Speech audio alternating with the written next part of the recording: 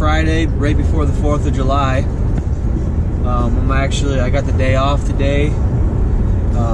Me and my dad and my Uncle Kevin and my mom and Grandma and Grandpa, a whole bunch of people are all headed up today up north to go work on our cabin that we're building. So we're going to try to knock out as much as we can today and tomorrow, and be able to celebrate 4th of July with our friends and family the rest of that weekend. So I'm heading up separate this morning, a little early. I was figuring I'd take advantage of coming up, get out a couple cameras. Hopefully we can start getting some pictures for you guys and post some stuff. So that'll be the plan. I'm gonna head out here shortly in the next 15 minutes to a couple spots. I'll bring you guys along. Alright guys, so I made it to the first spot. There's a swamp back here that I'm gonna just work the transition line for a little bit till I find a good spot. And then I want to set the camera up and throw it up there and see if we can't find a good one. I am gonna hang it up in a tree, so I'm gonna use, these are the muddy sticks. I need to upgrade, but I just love how these can buckle on. But I do want to get something that's a little bit lighter. I just have loved these things forever. Just I've been sacrificing the extra weight, but I got the bug spray on. I'm sure the flies and mosquitoes are going to be pretty bad back here. Wearing the crispy boots. If you guys haven't tried crispy boots, these things are the ticket. Not sponsored or anything, just absolutely love these things. Bought them for elk hunting in Colorado last year and just been totally impressed with them. For Michigan, hunting around here, they're a bit stiff. I'll probably get another pair like the Laponias or something like that. These are the Thors, but for out west, man, they're rock solid and loved them. And I still am just wearing them all the time, even around here. They're not very warm, but for mountain hunting, you don't really need a warm boot, so that's why I think for around here, probably get something that's a little bit warmer and less stiff. So, all right, I'll get the truck locked up and we'll hit the woods. Check out the size of this old pine tree, guys. I mean, that thing is probably 4 feet wide. Pretty cool tree. I missed it when I was walking in. I ended up seeing some movement off into the side of the 2-track I was following on the way in, and there was a doe with 2 fawns. Pretty cool. They're like 60 yards away or something. These flies are everywhere. It's alright, we'll get over it, right? Check this out, guys. So on the maps, I was aerial scouting and I found this one little, I don't know how big this is, 10-15 acre little open, well, I thought it was originally an opening until I zoomed in on the aerial maps, and it's just a giant section of blowdowns. They don't look like they've been cut. I think it was just a little spot where they got blown over. And just as I expected, I was thinking it could offer some good bedding opportunity, maybe some browse, new growth in there. But on the back side of it, there's another one, like 100 yards on the other side. So I was thinking there's like a little pinch right there and be a good spot for a camera. Plus that borders the swamp. There's some really good cover on the, the east side of it. So, and just as I thought, right through here, there's a good runway. It skirts the edge. Check this out. You can kind of see how there's just blowdowns everywhere, and it goes way down that way, quite a ways. So, check this out. It's all like, looks like a lot of popples. So I don't know if they were cut, but the way it looks, actually maybe they were cut. Yeah, these were cut. So I don't know what they were doing with that, but they left the pine out there. But yeah, these were all actually saw cut. So, must be the DNR. Maybe they're gonna come back here and get these eventually. I don't know, it seems strange to me. What do you guys think? I don't know why they would cut them and just leave them lay for... It's had to have been a couple years. I've seen this on the aerial maps for 2 seasons, and they're still here. Tell me what you guys think about that. Man, flies are bad back there. You get all the way back in these spots, and then you get ladder stand. Happens. There's a big run right here in this pinch. Man, it looks like a good spot. It doesn't surprise me that someone would find something like this. So I'm just gonna go a little bit farther past this guy and kind of off to the side in hopes he doesn't find my camera and just see what could be back in here. I won't hunt right here on top of that guy. I just want to try to find if there's, you know, a good buck that I would like to try to target in here or not. And I'll make sure that I would definitely stay well away from him. We'll keep moving back this way. Alright guys, this is the tree I'm going to put my camera in.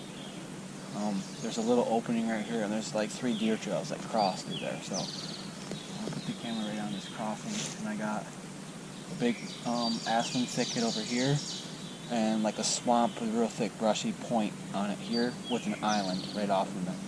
So I feel like this could be a pretty good spot to put a camera. So I made up some wedge blocks. You can wedge them behind your camera. I got like a 20-degree,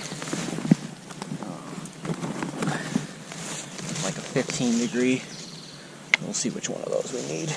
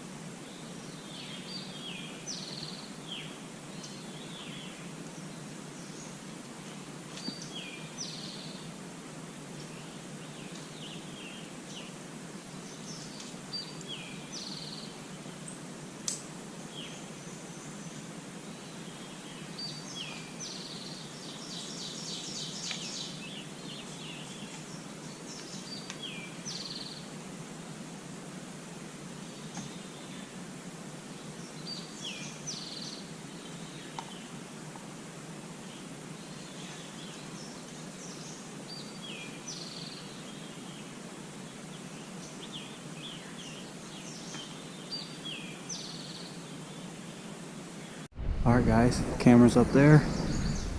We got deer trails coming from there over there. Hopefully that'll be a good setup. And I don't know where I would hunt this exactly. I just want to see what's possibly living out on the edge of these swamps. So I'll check back in a couple weeks. So I feel a lot better about this spot already. So about 25 yards on the way out, find this. 1, 2, 3, 4. All of these trees right here. Pretty good size.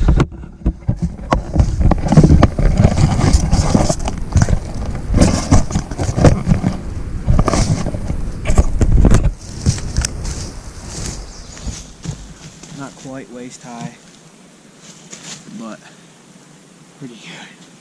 So this is looking real good, guys. Look at that. 1, 2, 3, 4. All last year's. There's signs of a hunter or something. There's like a bait there or something sitting there. really nice sign to see that. And I'm right here in the wheelhouse. So, fingers crossed. Fingers crossed. Got myself into a little bit of a mess here.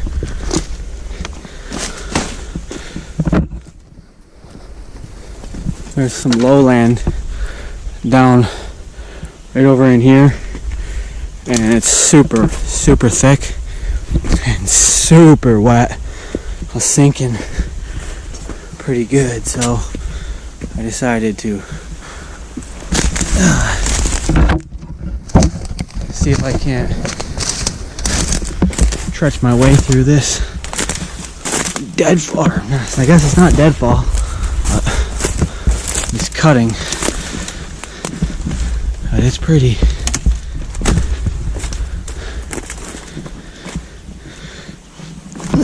Whoa! Pretty thick and nasty in here. Trying to walk across all these tops and fight with the flies and the humidity. It's getting hot, but whoa, I'd rather be doing this than just sitting around, or rather do this than be at work. So yeah, that bottom down in there is where it gets kind of wet and thick and nasty, but some pretty exciting, good sign I found right there at the end. Looks somewhat promising. We'll see what the camera will show us. See if there's anything living in there. But always got to remember that there's a good chance that if he's not there now, he could get pushed in there after the first week or two of hunting. So you gotta remember that. One of the really good spots. Won't necessarily hold the deer until a little bit later, once they get pushed out of their everyday easy spot. Alright, I'll touch back when we hit the truck. I was gonna drive back here, but this was the reason I turned back around. Looks like the only person coming back here has got like a side-by-side or something. I don't know how deep that is, but I also didn't want to find out. It doesn't look pretty. So I drove through a couple of spots like this, but you know, this wasn't too bad. But I wasn't looking to get stuck back here. That's not fun. So put a little boot leather down on the ground and burn some miles. Back at the truck, I turned the air on. It's pretty humid out there and hot. I don't know what the temperature is. It says it's only 60, but it feels a hot 60. So looks like I got one other guy hunting back here, which is public land. I get it. The benefit looks like those mud holes are making it so the only way you're getting back there is either with a side-by-side, which we know is not everybody, or you're gonna walk. And if you're gonna go back as far as I did, luckily that's quite a ways back. I mean, I don't know how far it was, I can map it, but I'm assuming it's close to a mile back. So there was another tree stand back there off that pinch that I showed you guys, that ladder, so that's not too exciting, but the sign that I found was 500 yards away from him, at least, all the way on the other side of that clear cut. So I feel pretty good about the spot, especially because real close to where I put that trail camera on those crossing trails, we found those rubs, and pretty much directly adjacent to that there was that There's a little water hole. There's aspen thicket that looks like it's within 10 years of growth. And there's an island off that little point out in the little marsh. So I feel like it's kind of a little buck paradise back there. And then sure enough, we find the sign that there's been a buck in there from last year's sign, definitely. But see if we can't get one to pop up on the camera. That'd be pretty cool. I guess until next time, this is Timber Junkies.